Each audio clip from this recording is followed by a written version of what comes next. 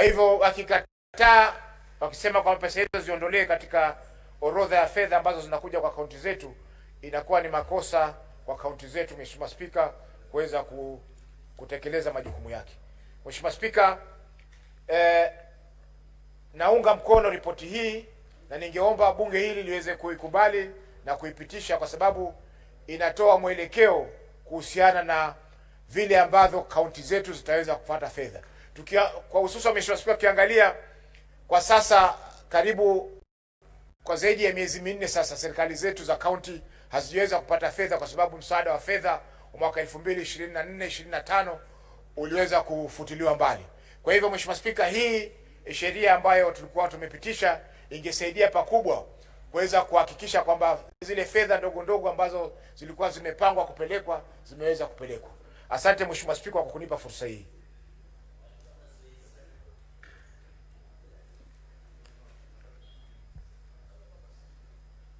Senator Sotsi, kindly take your seat. Honorable Senators, I will now propose the question that the National Assembly amendments to the County Government's Additional Allocations Bill, Senate Bills number 19 of 2024, be now considered. The floor is now open. The Honorable Senator Olekina Ledama.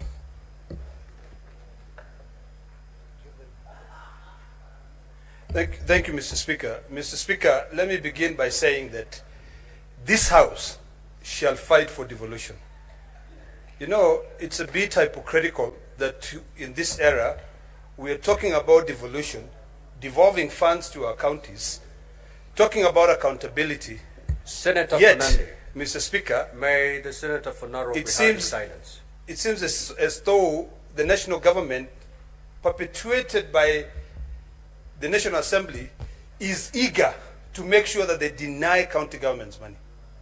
Mr. Speaker, the distinguished senator from Mandera and his committee have continuously reminded this House that when it comes to the issues of resources, all of us must stand firm and reject in totality the work which is done by the National Assembly. Mr. Speaker, our county governments have got roads, you know, feeder roads. We talk about a county like Narok, which is one of the counties that feeds this nation. Our feeder roads, we produce almost 80% of the wheat in this country. Our feeder roads are dilapidated. And now, Mr. Speaker, the National Assembly comes in and decides those additional grants, they are not worth it. Seriously, I think somebody has got to drill some sense into the minds of our colleagues in the National Assembly who are really negating on their role. It doesn't matter whether you represent citizens from the National Assembly or from the county. Ultimately, the county governments are the ones that will develop this nation. So, Mr. Speaker, I want to beseech all of us that the Road Maintenance Levy Fund is very, very important. This is a fund that has continued to help our communities. I can see, Anita, you okay? All right. So I think all of us sitting here, you need to remember Article 123. You vote by delegation. You need to remember that if you come here and not think about your county will continue suffering. As long as I'm here and God has given me air to breathe, I will always make sure that I fight for more monies to go to my counties. Because I want to see roads from Mount Narok being repaired. When you go there, you'll find that counties will tell you, we have no money to fix these roads because the National Assembly has removed these roads. So this is the time that we now redefine devolution. What is devolution? Every time we sit here and we lament, and then when a motion comes from the National Assembly, we are quick to pass it. This is an opportunity for us to be able to put our foot down, even for those who will go into mediation, because I want to persuade all of us here that we reject those amendments in totality. When you go into mediation, you put your foot down, because if we cannot fix our county government's roads, then what else are we doing? Mr. Speaker, there are counties that are still struggling to be able to build their county headquarters. There are grants there to support these counties to be able to complete these county headquarters. There are counties also that, I remember Senator Faki came here, we moved a motion, we agreed to allocate Mombasa few more resources for them to be able to build their sports complex there. I think we need to ask ourselves whether everything should be concentrated in the national government and what impact that will have in the communities. We talk about all funds, come into the issue of revenue share. They want to reduce that. Division of revenue, I've never seen anywhere where we are talking about amendments when there is a law which is in existence. Now, our counties are crying. They have no money for anything. Sometimes you find that even doctors are going on strike. And then when you follow the doctor, the governors will tell you, we have no money to pay them. So if we are not diligent and very careful in our work, we will be sitting here and warming our chairs here. So from today, I want to beseech all of you that anytime when you see a bill coming from the National Assembly that has got to do with resources, think of it as a problem and you have a hammer, and think of it as a nail, just hammer it down, poop, so that we can move forward, knowing that these distinguished men and women will fight for their counties. If we do not fight for our counties, even the future generations will laugh at us. What are all those old men doing there?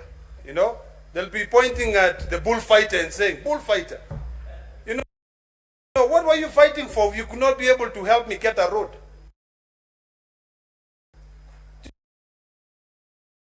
Mr. Speaker, yesterday I saw a statistics of how many houses are built out of mud in this country.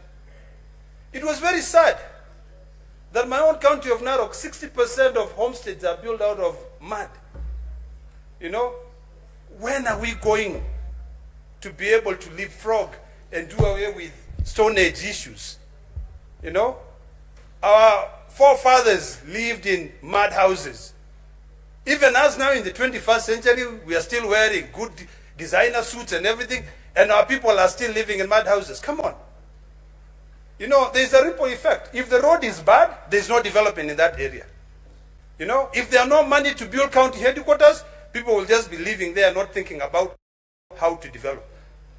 So in a few words, Mr. Speaker, it is imperative that all of us here, and especially head of delegations, when you're sitting down, you should have a clear picture of your county. In fact, when you sit there, in all your urban areas, you should have a spatial plan. What does my county look like? How many buildings are there? How many roads are there? If you go to your sub-counties, how many feeder roads are there? That is when you will know that it behooves you to fight hard so that not a single penny is deducted from those funds. You cannot remove those funds. Recently, Mr. Speaker, we were being told that in the budget committee of the National Assembly, that our colleagues there will make sure that their constituencies have a lot of money, and they'll fight for it.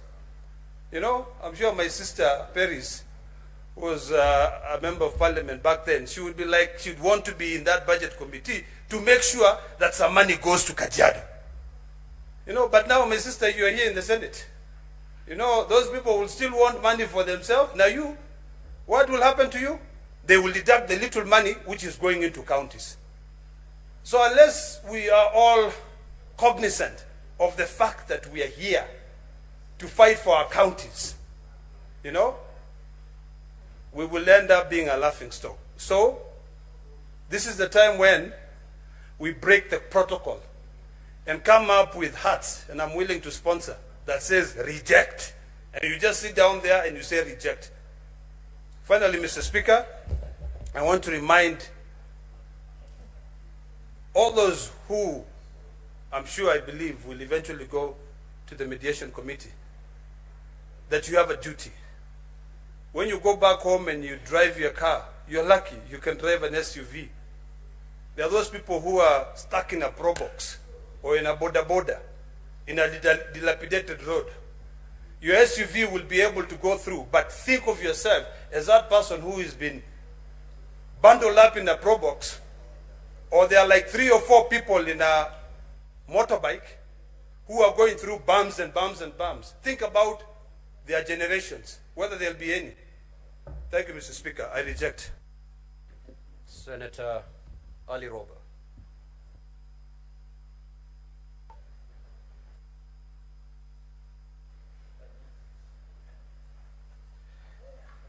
Thank you very much, Honorable Speaker. My apologies for coming in a bit late. I just wanted to take this opportunity for purpose of making sure that honorable senators are on the same page on this issue of the county additional allocation bill and why we have to reject the bill as amended by the National Assembly. Honorable senators, what gives us the moral authority to be able to criticize our county governments is if we as senators do our responsibilities, sworn responsibilities of protecting devolution at all cost. And that is the only time we'll be able to have the moral authority to be able to say, my governor has not done this or he has done that. Now, road maintenance levy fund is a fund. It's collected by Kenya Roads Board. It's supposed to maintain national trunk roads and county roads.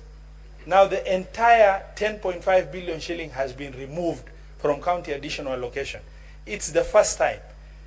About 2 years ago, erroneously, that money was lumped up into division of revenue and alleged that it is part of division of revenue. We fought very hard, the Senate as well as also the Council of Governors, to indicate this is a fund appropriated by an act of parliament and it cannot be lumped up under the division of revenue. And then allocation was done under county additional allocation as it ought to be for the last 11 years. And that money is 10.5 billion shilling. Counties are not getting revenues. There is no additional allocation. The inflation rate in county governments is very high. What they are getting as additional allocation every year in division of revenue is not even able to cater for the inflationary percentage of about 6% that comes automatically without anything being done. Now, the National Assembly has gone ahead to remove the entire road maintenance levy fund of 10.5 billion shilling. They have again moved further in reducing a national government project initiated by the national government, that is the community health promoters, which was allocated 3.2 billion shilling. The staff have already been recruited. The county additional allocation, and this is payroll number 3.2, that money has been reduced to 2.58. That will be able to only cater for 86,133 community health promoters, as opposed to 107,831 community health promoters that are already working in our county government. Honorable Senators, Mr. Speaker, funds that have already been realized, like the transfer of museum function, which funds follow functions. The functions have been transferred, the funds are left, 30.1 million shilling has been removed. But even more absurd is court fines. A collection has already taken place. It is a realized money. It's not about projected revenues. The courts have already collected fines using county legislation. The fines that as a result of county legislation is already being collected. But these funds have been removed from county additional allocation. I mean, what logical reason can we give as a Senate to be able to rationalize with a fact that money already collected on behalf of the county government by the courts have been removed out of, you know, that, and we say, oh, it is austerity measure and such other issues. It can't work. Issues to do with mineral royalty, realized funds collected already on behalf of county government, amounting to 1.1 billion shilling. That money has also been removed. You know, mineral, it's collected. It's not about, and it's supposed to be just appropriated in percentages in line with the law. It has been removed.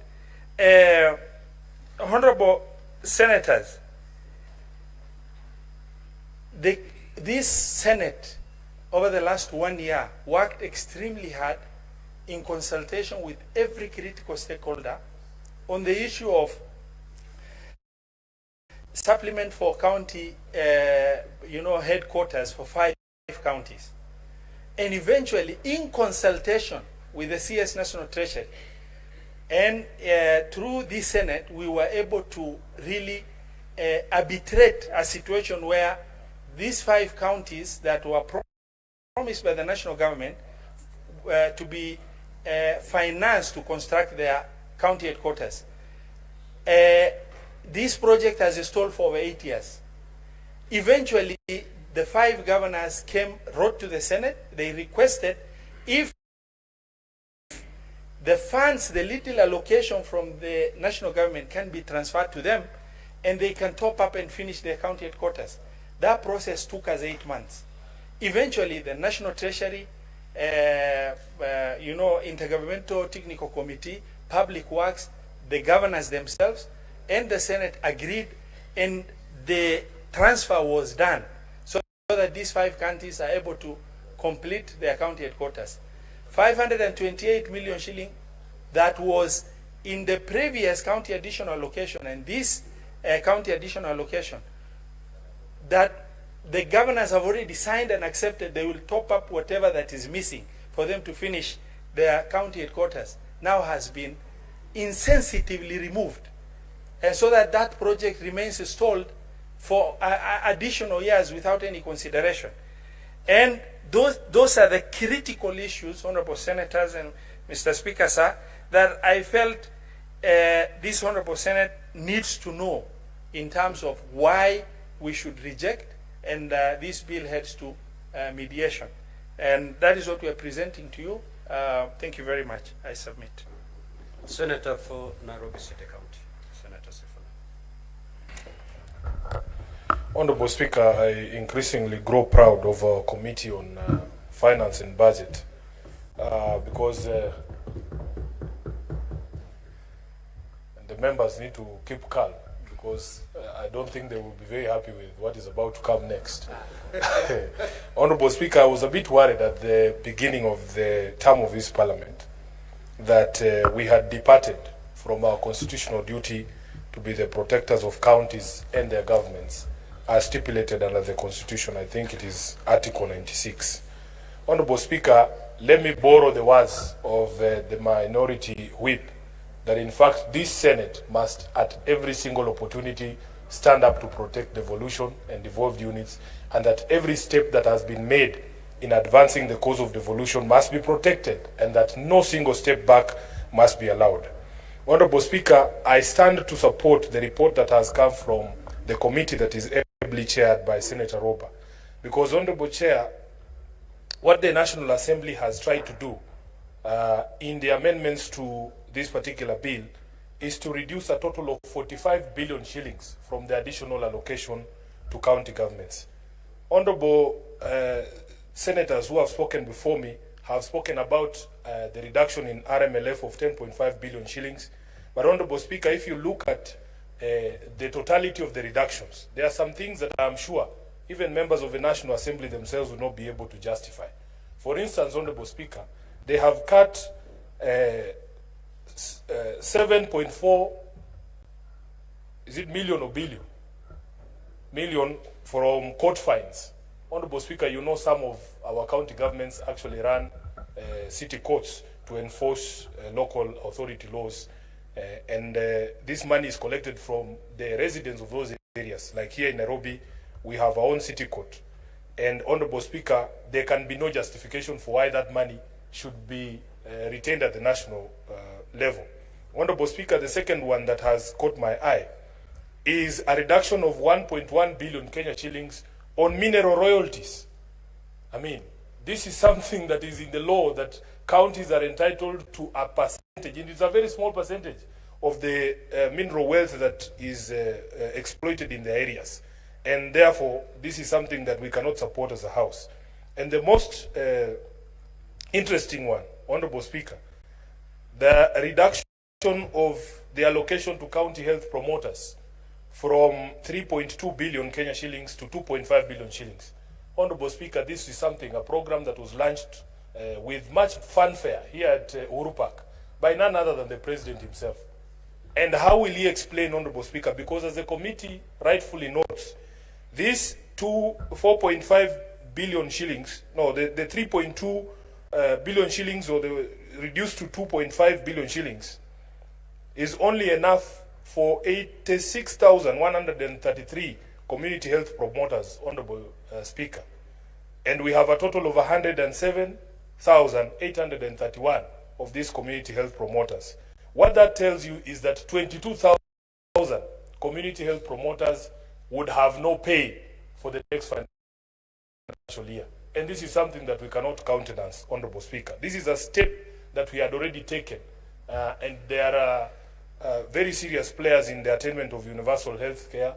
And Honorable Speaker, this is something we cannot support. On behalf of the CHVs of Nairobi, I will vote to oppose any reduction in the monies that was allocated for CHPs. Honorable Speaker, the RMLF reduction of 10.5 billion Kenya shillings is, as the committee rightfully notes, a contravention of the Constitution. Because if under Schedule 4, a role is defined to be a county role, then it follows the constitutional principle requires that that role be financed. For you to remove the entire RMLF allocation for county roads under Schedule 4 is a contravention of the Constitution. Honorable Speaker, in the 2023-2024 financial year, the industrial parks, counties had been allocated 4.5 billion for industrial parks. And of course, they were launched with much fanfare. I remember, Honorable Speaker, receiving a phone call from my mother in the village there, that right across from her house, the President was there launching an industrial park, and that she was going to have, in her own words, a place to sell her milk and a place to sell her chicken. Honorable Speaker, for all the counties that were supposed to benefit from these industrial parks, they only received a total of 1.12 billion Kenya shillings, even despite the allocation of 4.5 billion. So counties that were expecting 250 million for industrial parks only received 62 million Kenya shillings. And Honorable Speaker, if you had allowed me, I have a photo on my phone that my mother sent me this afternoon of that site where the President launched with much fanfare across from her house. And Honorable Speaker, everything has stalled, and there is no hope for her ever getting a market for her chicken or even the milk. Honorable Speaker, protect me from a majority leader.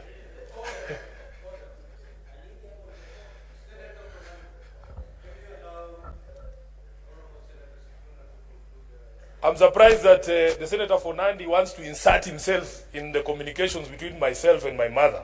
And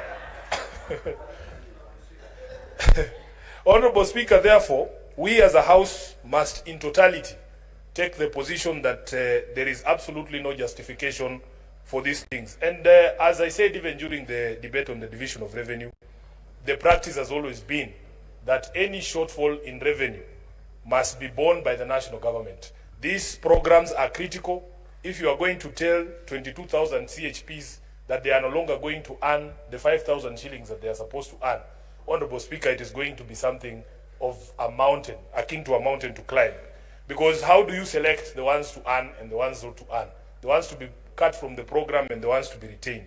Therefore, I want to agree totally with the proposal that has come from the Committee on Budget and Finance that we must reject in total any attempts to reduce the basket of devolution as has been proposed by the National Assembly. I thank you, Honorable Speaker.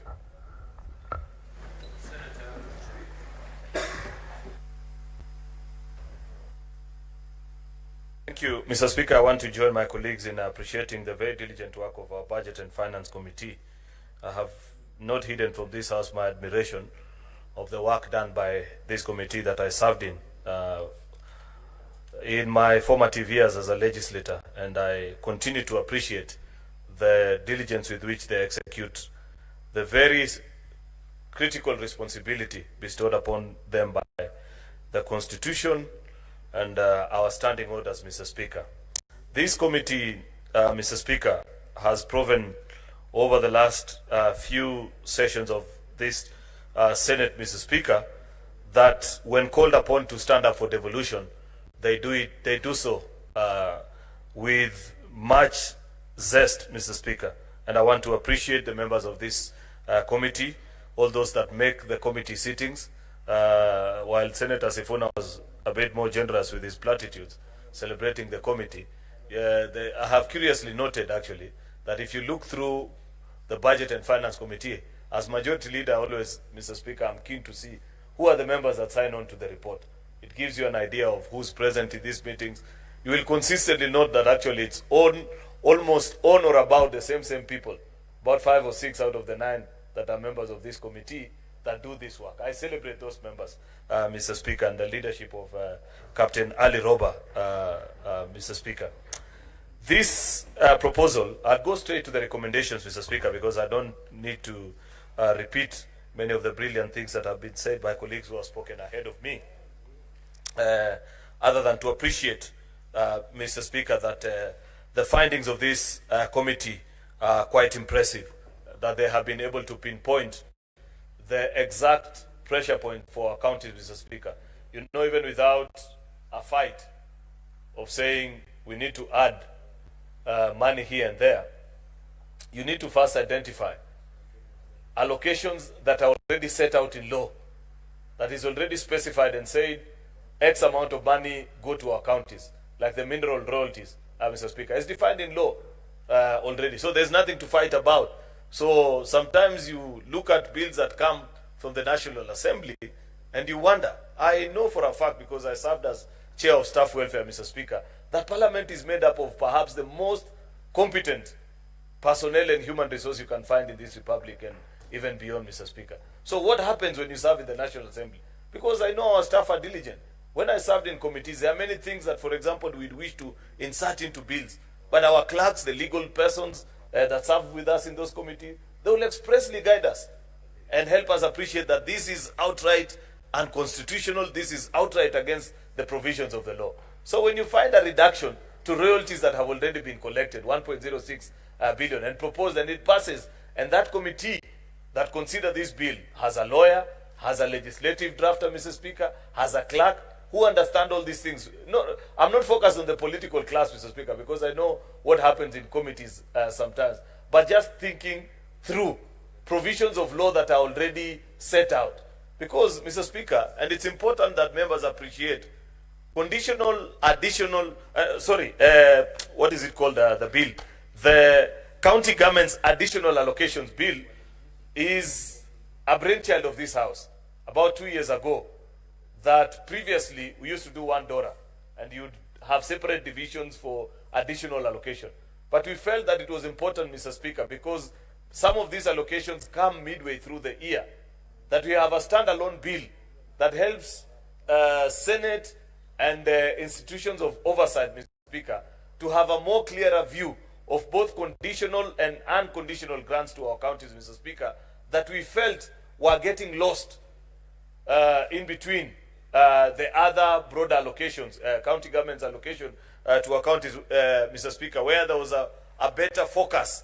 In fact, Mr. Speaker, pointing out the errors in this bill, the very glaring ones, like the one I've spoken to, justifies the thinking that went into doing a separate bill by the Senate, Mr. Speaker. Because believe you me, if we were still doing $1 that has both the shareable revenue and the conditional and unconditional decision that we are setting up these community health promoters, for example, Mr. Speaker, it is defined and it is known. It's human resource. These are human beings. They are people with families. They have genuine expectations. They believe that they have a job. They are going around our villages treating. In fact, these community health promoters, Mr. Speaker, much as we do not remunerate them as well as we should, Mr. Speaker, I can give testimony that I know that those that I know in various villages in our communities, Mr. Speaker, do even more work than some of the medical professionals, Mr. Speaker, because they're visiting the 100 households that were allocated to them. Therefore, because it is already known what their salary is, it is already defined what the number of those CHPs are per county, shouldn't it be rather obvious what their allocation is after factoring all the other additional costs that come with having them at their place of work, Mr. Speaker? And therefore sometimes, and that is part of the lack of fluency in the drafting of some of these bills, Mr. Speaker, that I continue to point out and challenge staffers and members of parliament like you, truly, who serve in these committees, Mr. Speaker, not to make our work so difficult, because these are things that are already specified and they are known.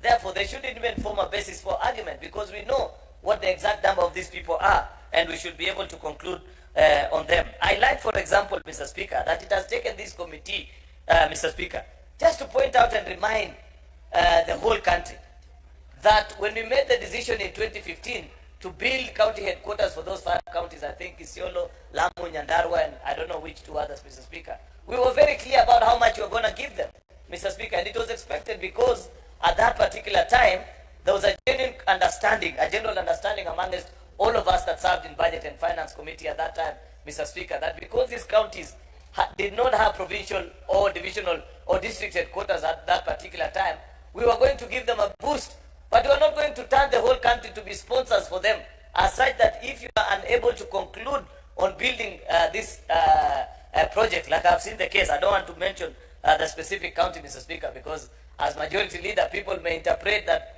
I have something against a specific county, but that county is listed here.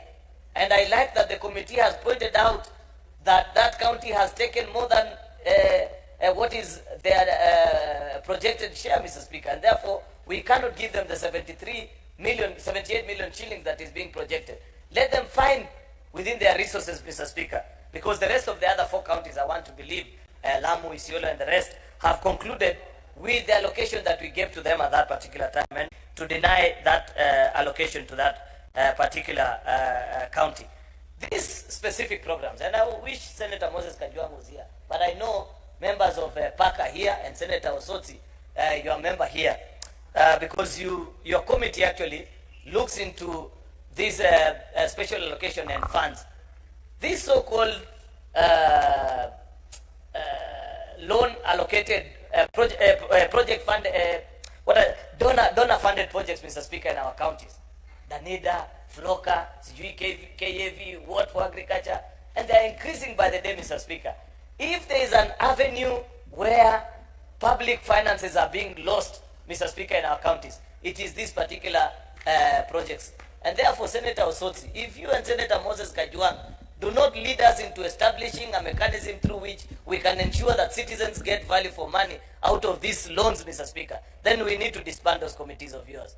Because I do not know of a senator who cannot today go back to their county and point out under these funds of either Floka, the ones for Danida, the one for urban, for those that represent counties that have got urban settings for them, where this money is not wasted. Where you find a kilometer of road is being built for more than 50 or 60 million shillings by a county government, Mr. Speaker. What nonsense is that, Mr. Speaker, that we are allowing as a county? Mr. Speaker, I really hope that by the time we get to the next session of the Senate, Senator Osotsi, Senator Moses Kajwang, your committees will actually lead us into ensuring that we have specific ways through which we ensure that these donor-funded projects in our county, citizens get value for money. Senator Professor General, may the majority leader be heard in silence, please. So, Mr. Speaker, it will be important, and I like what the Budget and Finance Committee is pointing us to us, like this latest project, the one for Kenya Agriculture Business Development Project, you know, the one for putting together, I don't know, community projects for young people in agriculture. These things have been there since I was a youth. Mr. Speaker, I don't think I'm a very good example. Probably even since Senator Buru was a young person, Mr. Speaker. These interventions in agriculture, Mr. Speaker, if they were achieving the desired result, Mr. Speaker, then we would say that carry on. But the problem is, us as a Senate, we are not involved in the design of this project. Yet, we are brought in as rubber stamps at the tail end of the program, where we are just supposed to append our signatures and say a program has been put together, therefore we can send funds to the county. If you ask many of these senators that are here to give an account of their experience of these projects, the way they have been conceptualized and designed, Mr. Speaker, there would be more value for money in some of these grants, Mr. Speaker, despite the fact that they are specific to the projects that they are supposed to do. Like these climate funds, Mr. Speaker, you find this is part of the money, if you don't know, like the FLOCA funds. It's part of the money that many of our governors continue to run projects similar to what used to be known in the national government as Kazi kwa Vijana, where they get their supporters and bloggers, you know, these people that they use to insult senators, so that they work with a slasher for 2-3 days and they disappear with 5 or 10,000 shillings per day, Mr. Speaker. Open, blatant corruption. Yet we account for these funds, colleague senators. It is time that we become also a bit more cautious in these so-called donor-funded projects. And you know, Mr. Speaker, they are very intelligent in all these projects. You know, those guys, the so-called treasury mandarins, are very intelligent. They know when they splash the catchphrases, World Bank, IMF-funded project, because of, I don't know, it's neocolonialism, Mr. Speaker, or whatever the issue is, we get easily excited and say, oh, if it is World Bank, perhaps this project have been properly thought about, let us just approve the funds. I want to believe, Mr. Speaker, that it is possible for the Senate of the Republic of Kenya to first put a stop to these so-called conditional and unconditional grants, Mr. Speaker, until such a time that we first see the feasibility report of these projects across our counties, Mr. Speaker, because, you know, these are monies that we'll eventually pay for. It is not free lunch. It is billions of shillings, Mr. Speaker, that eventually accumulate and stockpile as part of our national debt, Mr. Speaker. Yet, if you compare how that money is being used, Mr. Speaker, you know for a fact that many of them are just wasted, Mr. Speaker. And therefore, as a House, I want to, while I agree with the proposal to top up the funds, Senator Roba, there must be better accountability mechanisms of this project, up to and including, not just necessarily the amounts of money that are being dispersed, Senator Roba, but the conceptualization of the project itself. I know what is best for the people of Kericho. That's why they elected me to represent them here as a senator. And so on for all the rest of the senators that are here. I don't see how somebody can sit in Washington and design a project that we're just supposed to implement it as a turnkey project, Mr. Speaker, and expect that it will work miracles for my people. The Senate of the Republic of Kenya must have a better voice on these particular projects, Mr. Speaker, and including their conceptualization, what is it costing, Mr. Speaker, and how it gets. Lastly, Mr. Speaker, it's just a concern. Let me go to the specific clause. Part H, Mr. Speaker, of the report of their last recommendations, where they want, the committee is proposing to us that we amend clause 5.6 to provide that all additional allocations to county governments under clause 5.1, 2, 3, and 4 shall be transferred to the respective CRF in accordance with the disbursement schedule approved pursuant to section 17 of the Public Finance Management Act, Cap 412A. What made me curious about this, Mr. Speaker, is the fact that I thought this is already provided for in law. But I have been in this house long enough, Mr. Speaker, to know that there is nothing that makes it sway into legislation out of idle venture. Are there perhaps specific counties, Mr. Speaker, where these funds or these additional allocations, Mr. Speaker, are being directed to without benefit to the rest of all the 47 county governments, Mr. Speaker, as such that Senator Roba and his team would wish that we provide this amendment to clause 5 and 6 and ensure that there is a direct transfer to the specific CRF of a particular county. I thought there is a general application, and maybe I should have asked the chairperson of this committee in private, but help me to wonder aloud with the rest of senators so that they appreciate. You know, Mr. Speaker, it will be important for senators to know that before the advent of this particular bill, one of the grave mistakes that used to happen, Mr. Speaker, is that when it was only Treasury on their own making the decision of which counties to benefit from conditional grants, Mr. Speaker, it was specific counties that used to benefit from this particular project. And we felt that it was unfair to the rest of the devolution family, because we believe in the principle of equity, that all 47 distinct county governments are equal before the law, Mr. Speaker. And that is why we moved the House, and the House agreed with us that let this House be the principal organ that does the distribution of resources, so that today, if we run a project in 5 counties, Mr. Speaker, we can justify to the rest of our colleagues that the other 42 have missed out, but somehow, some way, in the next financial year, you will be beneficiary. That never used to be the case. And therefore, I get concerned, Mr. Speaker, when we have this amendment, and I hope Senator Roba can convince me before we take the vote on why it has to be specified that into the CRF account of the specific counties without listing which those particular counties are. Therefore, with those very many remarks, Mr. Speaker, I beg to support our committee and appreciate them for the very good work that they've done. Thank you, Mr. Speaker. Thank you. Now, honorable senators, the youngest member of the House turns 81 today. That's none other than the Senator for Siaya, the Honorable Oburu Oginga. Happy birthday, Senator Oburu. Order, honorable senators.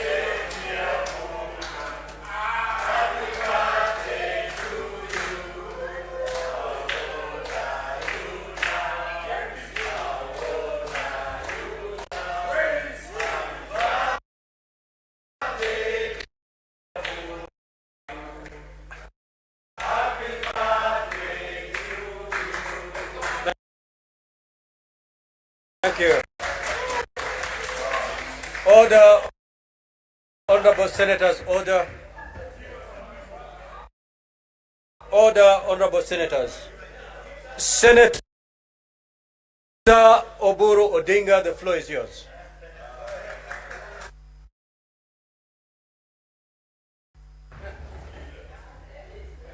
Thank you. First, Mr. Speaker, I thank you profusely for recognizing me as the youngest member of this House. Mr. Speaker, I have turned 81, and I still feel as if I'm 40, Mr. Speaker. And Mr. Speaker, sir, I also want to take this opportunity to contribute to the report of our committee of the budget, chaired by our very competent leader from Mandera, Senator Roba. Mr. Speaker, this is a very, very important bill. I think it is one of the cardinal functions of our Senate. Our Senate is there to protect the devolution. Mr. Speaker, I was a member of this parliament when there was no CDF. And at that time, it was only the local government fund. And then there was later on something called RDF, Rural Development Fund, which was a very small amount of money, Mr. Speaker, and mainly from donors. And we used to sit long hours as MPs in the DDCs trying to determine where that money would go. Mr. Speaker, when CDF came, we are the ones who brought CDF. Engineer Karwe brought the proposals and we all supported, and we created CDF. Mr. Speaker, it appears to me that the creation of CDF has made the MPs, our members of the National Assembly, to think that devolution does not matter. Whatever goes to the devolved units does not matter as long as they are getting access to that money. Mr. Speaker, they are getting access to that money illegally. So the courts have determined that CDF is illegal several times, Mr. Speaker. But always there is arm twisting. There is a way that the members of the National Assembly always find their ways to bring it back. However, cunningly they try to bring it back. Still, when it goes to court, courts declare it illegal. Mr. Speaker, there is also another thing. This rural roads fund, which also somehow, I don't know how the members of the National Assembly managed to twist it so that it becomes, it is under them. It is somehow under them. They are the ones who control the, that fund. So, Mr. Speaker, that is why I think, that is in my own thinking, I think that is why they forget when it comes now to the allocation to the counties, they recklessly reduce it as if they don't live in the counties. There is none of the members of the National Assembly who does not dwell in a particular county. And they know what the counties are supposed to do. We do the oversight, apart from protection. But, Mr. Speaker, while we do the oversight, we cannot oversight what is not there. We can only oversight monies which are there. So the first thing to do is to allocate money. Mr. Speaker, you remember when the Revenue Allocation Commission recommended that the counties should get 412 billion, and we approved that. Then when it went to the National Assembly, they reduced it to 498, and they were saying they have increased it, Mr. Speaker. They did not increase anything, because from 396 to 398, that 2 billion shillings increment, Mr. Speaker, covers only a little more or a little less than the inflation, which is more than 8-9%, Mr. Speaker. Mr. Speaker, the deduction which are made as part of what they call austerity measures, these deductions, Mr. Speaker, are done arbitrarily without thinking of how they will affect the people at home. Mr. Speaker, when you think of these community health promoters, the community health promoters, originally they were not being paid anything. The counties, they were at the mercy of the governors. It was the governors giving them some little allowance if they will, but they perform the most important function at the grassroots, Mr. Speaker. Mr. Speaker, these are the people who treat you before you go to any dispensary, if you have any disease at home. So these people have been working tirelessly with the communities at the grassroots without being remunerated at all, anything. They are not being paid even a token. Mr. Speaker, this is God sent, and the MPs should appreciate the work these people do. And for the first time, officially, there is an allocation for them in the budget to pay them. And the members of the National Assembly don't see such importance. When they want to reduce monies for austerity measures, they should know where to do it. Mainly it should be in the national government budget, not in the county budgets, Mr. Speaker. Mr. Speaker, this knife, I used to work in the Treasury, Mr. Speaker, and we used to have a knife which was cutting allocations to ministries. But, Mr. Speaker, there was a misunderstanding.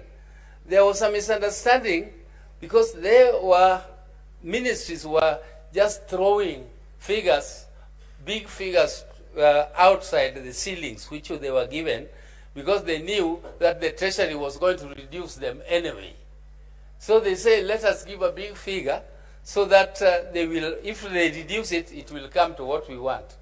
But when it comes to us in treasury, if you do work within your ceilings, we give you everything that you want because it is within your ceilings. But if you inflate it, we don't know where to cut. So we just cut maybe some of the most essential ones you need. This is what the members of the National Assembly are doing. They are cutting the most essential. They are attacking roads. They are attacking industrial parks. They are attacking health, the community health workers. Mr. Speaker, these are areas which should be no-go zone for the National Assembly when they come to reduction. These are areas which should be protected, and they should not touch on this. Mr. Speaker, some of them don't understand what industrial parks mean.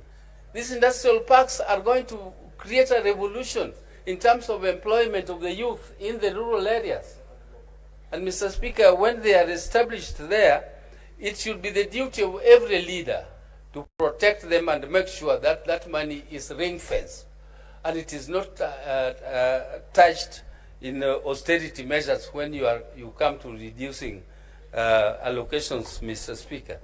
Mr. Speaker, I don't want to speak more because mine was only to support the recommendations of this committee, and I think they have done a good job, and we shall continue to support you if you work this. I used to be the chairman of Finance Committee before Budget Committee was created. We are the ones who created the Budget Committee, and I really appreciate the work being done by you, Honorable Roba, and your committee. Thank you, Mr. Speaker, for the opportunity. I'm aware you've whispered it to me, so you need not take to the floor. Now, Honorable Senators, we had deferred 2 orders because we did not have the requisite delegations to go into division. Now we do, so allow me to rearrange today's order paper pursuant to Standing Order 45-2. We handle order number 9 and 10, and thereafter we come back to the debate on the additional revenue. It will take us less than 10 minutes. Clerk, proceed to call those to orders, please. Order number 9, the Political Parties Amendment number 2 Bill, Senate Bills number 26 of 2024, second reading division. Sergeant at Arms, ring the division bell, please, for 5 minutes.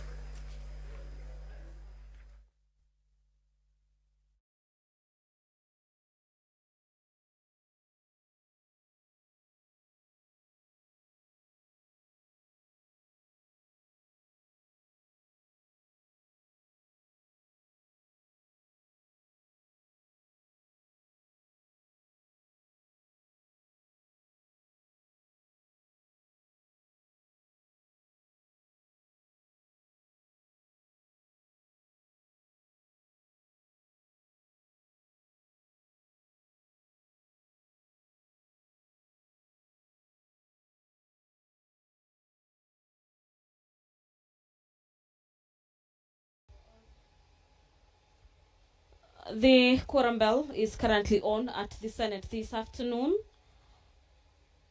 following the directives by the Speaker of the Senate that the House votes on 2 crucial bills. The bills are the Political Parties Amendment Bill number 2, Senate Bills number 26 of the year 2024. This is a bill by the Senate leader of the majority party and the Senate leader of the minority party. The other bill that the House is yet to vote on, or is set to vote on this afternoon, is in regards to the Election Offences Amendment Bill number 2 of the year 2024. This is Bill number 28 at the Senate, and this is the Election Offences Amendment Bill number 2. that the House is set to vote on this afternoon. The House had postponed the vote on these two bills owing to the fact that the number of senators was not enough to proceed into division this afternoon. But at this particular juncture, the House has the numbers to vote on these two bills, and that is why the Speaker has directed that the quorum bell is rung for 5 minutes ahead of that crucial vote.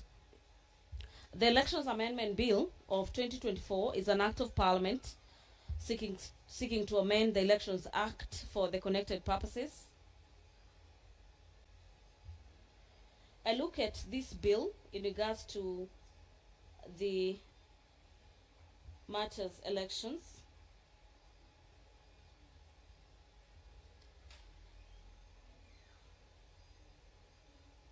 Is that the bill seeks to empower the Electoral Commission, pursuant to the provisions of Article 88, subsection 4H, to carry out evaluation of the electoral process within 1 year after the general election.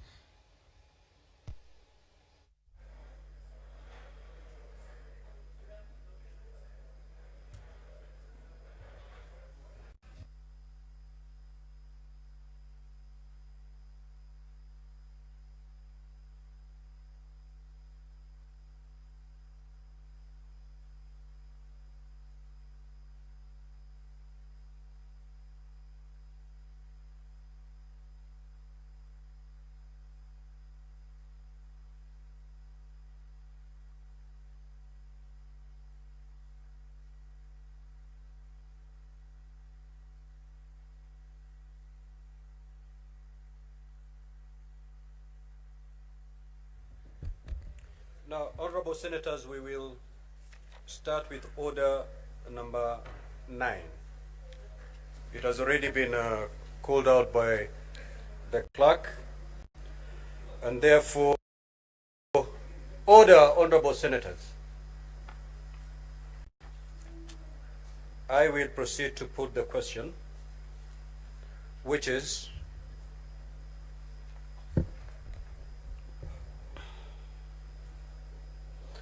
that the Political Parties Amendment Bill, number 2 Senate Bills, number 26 of 2024, be now read a second time.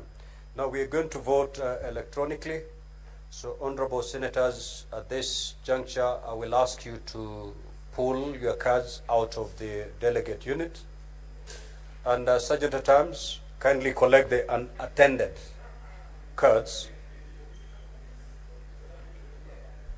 to forestall ghost voting.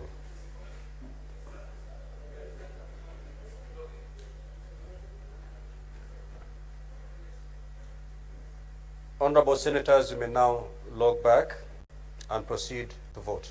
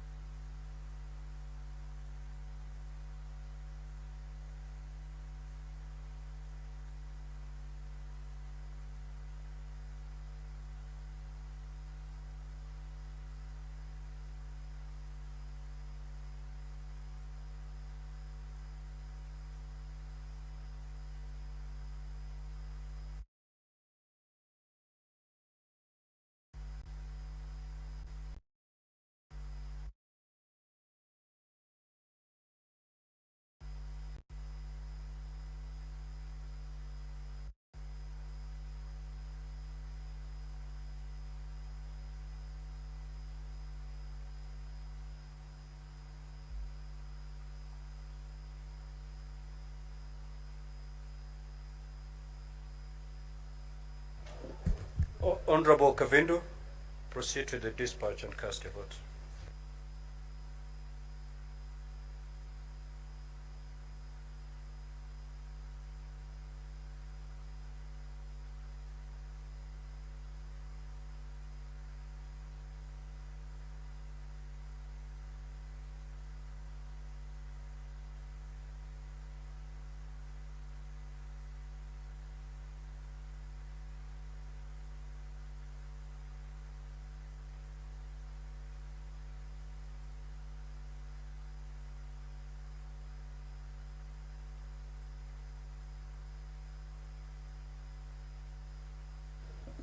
Senator Haji, proceed to the dispatch and cast your vote.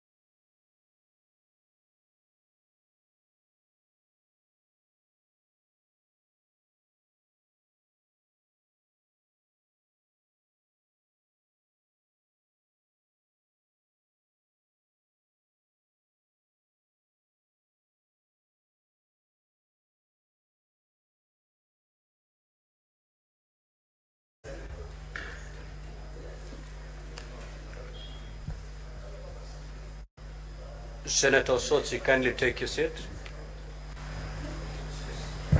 Honorable Senators, I will now propose the question that the National Assembly amendments to the County Government's Additional Allocations Bill, Senate Bills number 19 of 2024 be now considered. The floor is now open.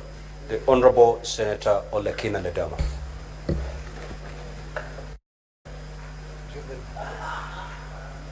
Thank you, Mr. Speaker. Mr. Speaker, let me begin by saying that this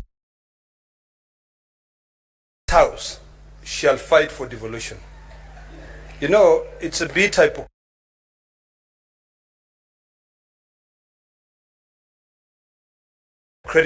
that in this era,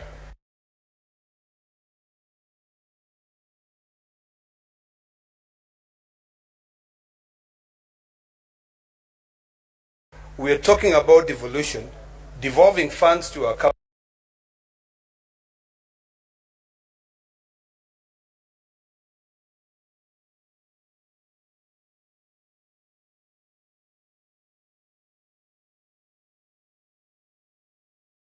counties, talking about accountability. Senator Yet, Fernandez, Mr. Speaker, may the Senator for Narok be held in silence. It seems as though the national government, perpetuated by the National Assembly, is eager to make sure that they deny county governments money. Mr. Speaker, the distinguished senator from Mandera and his committee have continuously reminded this House that when it comes to the issues of resources, all of us must stand firm and reject in totality the work which is done by the National Assembly. Mr. Speaker, our county governments have got roads, you know, feeder roads. We talk about a county like Narok, which is one of the counties that feeds this nation. Our feeder roads, we produce almost 80% of the wheat in this country. Our feeder roads are dilapidated. And now, Mr. Speaker, the National Assembly comes in and decides those additional grants, they are not worth it. Seriously, I think somebody has got to drill some sense into the minds of our colleagues in the National Assembly who are really negating on their role. It doesn't matter whether you represent citizens from the National Assembly or from the county. Ultimately, the county governments are the ones that will develop this nation. So, Mr. Speaker, I want to beseech all of us that the Road Maintenance Levy Fund is very, very important. This is a fund that has continued to help our communities. I can see, Anita, you okay? All right. So I think all of us sitting here, you need to remember Article 123. You vote by delegation. You need to remember that if you come here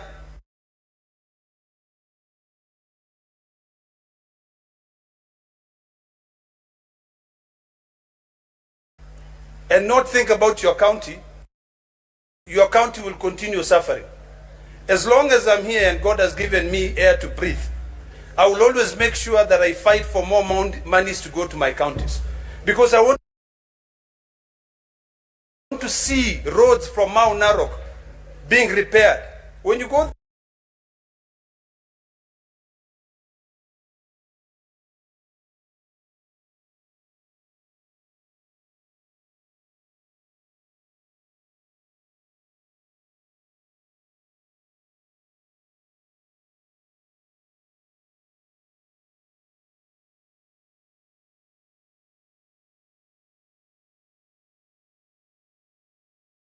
there, you'll find that counties will tell you, we have no money to fix these roads because the National Assembly has removed these roads.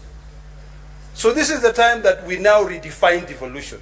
What is devolution? Every time we sit here and we lament, and then when a motion comes from the National Assembly, we are quick to pass it. This is an opportunity for us to be able to put our foot down, even for those who will go into mediation. Because I want to persuade all of us here that we reject those amendments in totality. when you go into mediation, you put your foot down.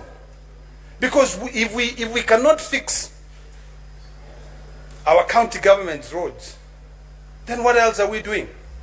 Mr. Speaker, there are counties that are still struggling to be able to build their county headquarters.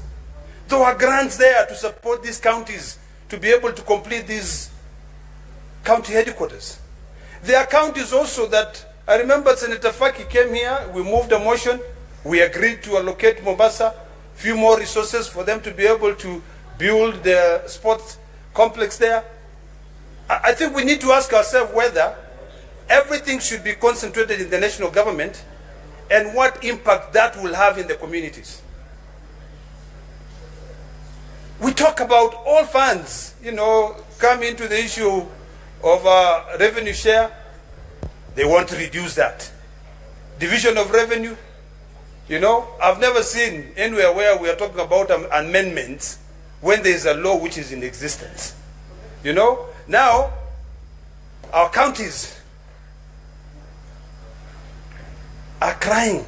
They have no money for anything. Sometimes you find that even doctors are going on strike. And then when you follow the doctor, the governors will tell you, we have no money to pay them. So if we are not diligent and very careful in our work, we will be sitting here and warming our chairs here.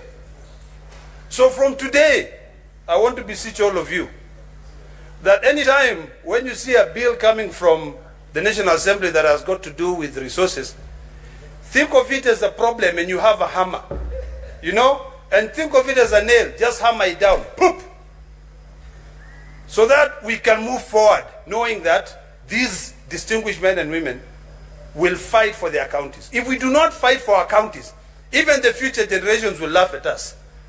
What were all those old men doing there? They'll be pointing at the bullfighter and saying, bullfighter, what were you fighting for if you could not be able to help me get a road? Mr. Speaker, yesterday I saw a statistics of how many houses are built out of mud in this country. It was very sad that my own county of Narok, 60% of homesteads are built out of mud. When are we going to be able to leapfrog and do away with Stone Age issues?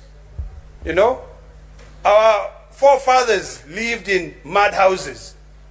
Even us now in the 21st century, we are still wearing good designer suits and everything, and our people are still living in mud houses. Come on. There's a ripple effect. If the road is bad, there's no development in that area. If there are no money to build county headquarters, people will just be living there not thinking about how to develop. So in a few words, Mr. Speaker, it is imperative that all of us here, and especially head of delegations, when you're sitting down, you should have a clear picture of your county. In fact, when you sit there, in all your urban areas, you should have a spatial plan. What does my county look like? How many buildings are there? How many roads are there? If you go to your sub-counties, how many feeder roads are there? That is when you will know that it behooves you to fight hard so that not a single penny is deducted from those funds. You cannot remove those funds. Recently, Mr. Speaker, we were being told that in the budget committee of the National Assembly that our colleagues there will make sure that their constituencies have a lot of money, and they'll fight for it. I'm sure my sister Paris was a member of parliament back then. She would be like, she'd want to be in that budget committee to make sure that some money goes to Kajiado. But now, my sister, you are here in the Senate. Those people will still want money for themselves. Now what will happen to you? They will deduct the little money which is going into counties.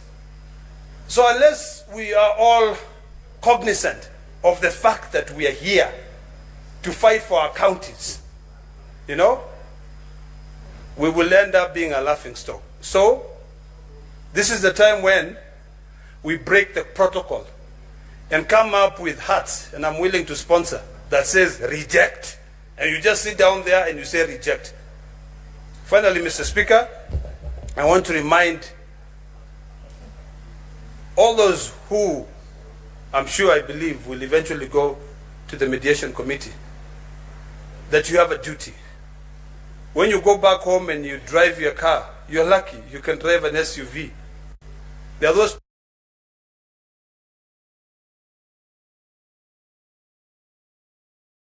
Senator Osotsi. Thank you, Mr. Speaker. Mr. Speaker, it is very unfortunate sitting here and listening to the level of impunity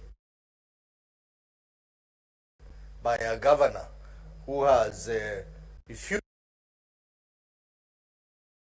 to attend several committee invitations.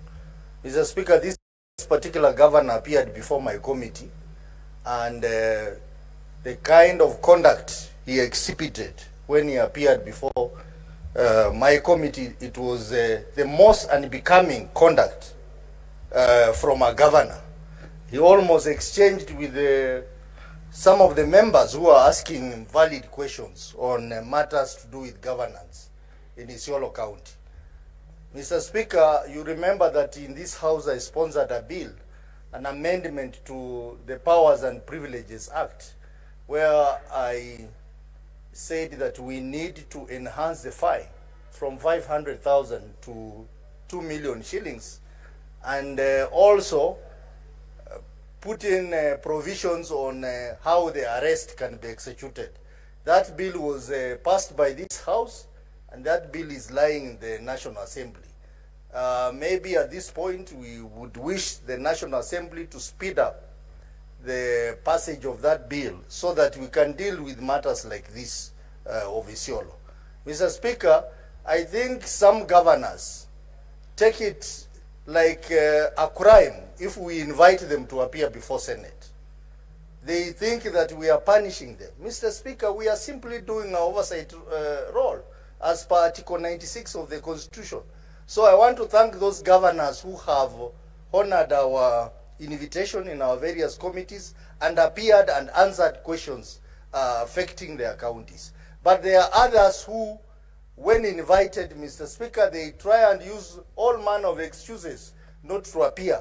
That is against devolution, which this House, under Article 96, exists to protect.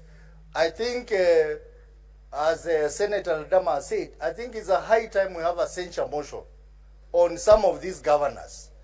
It should go beyond your communication, Mr. Speaker, so that we have a censure motion to discuss the conduct of these governors and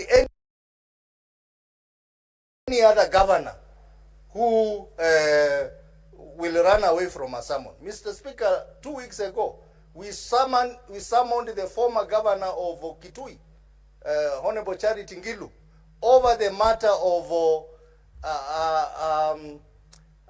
Kikotech, where millions of money was embezzled, Mr. Speaker. And the governor did not even respond to our request.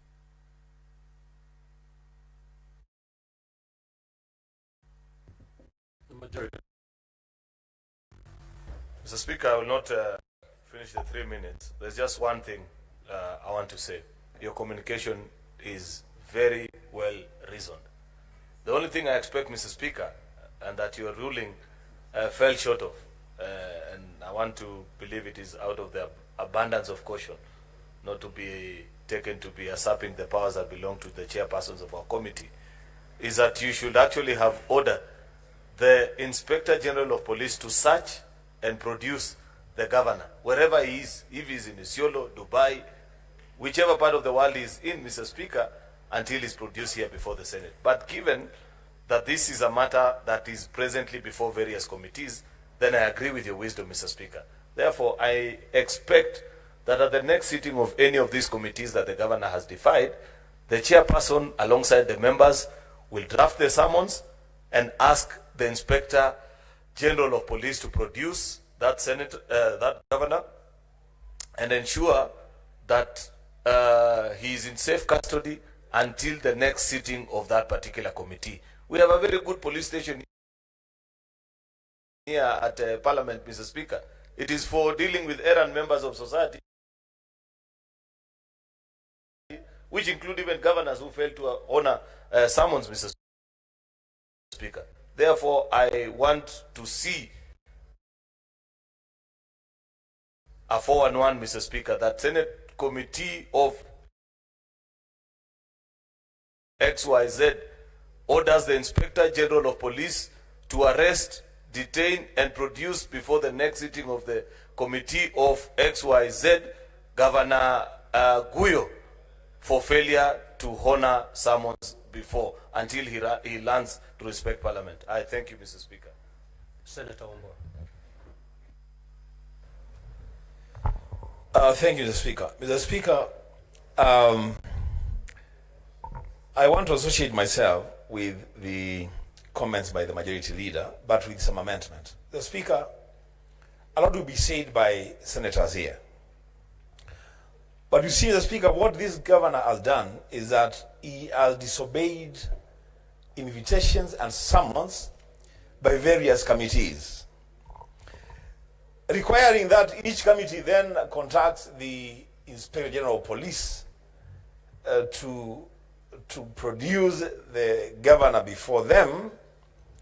The Speaker, that may be a bit of a tall order. My thing is, the Speaker, would be, if it were possible, there are two options. One, either a motion is brought before this House, so the House passes a resolution requiring the Inspector General of Police to arrest and produce the governor, or alternatively, Mr. Speaker, the chairman of the liaison committee, where all the chairmen of committees sit, takes up the matter with the Inspector General of Police to require on behalf of the Senate, Mr. Speaker.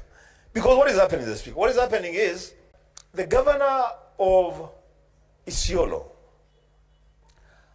has shown contempt of the first degree, not against the committees, but against the Senate of the Republic of Kenya. Secondly, as you have heard from Senator Otsosi, you know, once that example is set, then it becomes very popular with other governors. And at the end of the day, what will happen is that then governors will be asked to appear before Senate. They will decide whether to come or not to come. Mr. Speaker, let this Senate, in this case, ensure that the governor of Isiolo is physically arrested and locked up in the cells in the Senate police station and produced before a plenary sitting of the Senate, the Speaker, so that he may serve as an example to other governors who are also wayward, respect, who don't honor summons and invitations by committees of the Senate. Mr. Speaker, Article 125 of the Constitution is very clear, 125 2A, that a House of Parliament or any of its committees can enforce the... Senator Mgatana.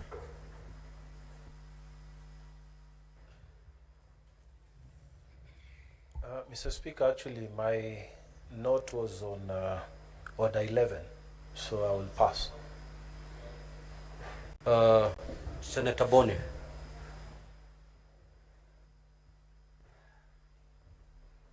Thank you, Mr. Speaker. Mr. Speaker, I do appreciate and congratulate you for that communication. And my contribution is just in two parts, Mr. Speaker, to request governors to remember or to realize that devolution did not just happen in this country. Men and women of this republic made sacrifices, people lost their limbs, people lost their properties, people lost their lives. My second comment, Mr. Speaker, is, well, as I agree with you on the how, but I just wanted to draw your attention, Mr. Speaker, to the Constitution of Kenya, Article 245, which establishes the National Police Service, Mr. Speaker. And in this article, there is part 4, which Mr.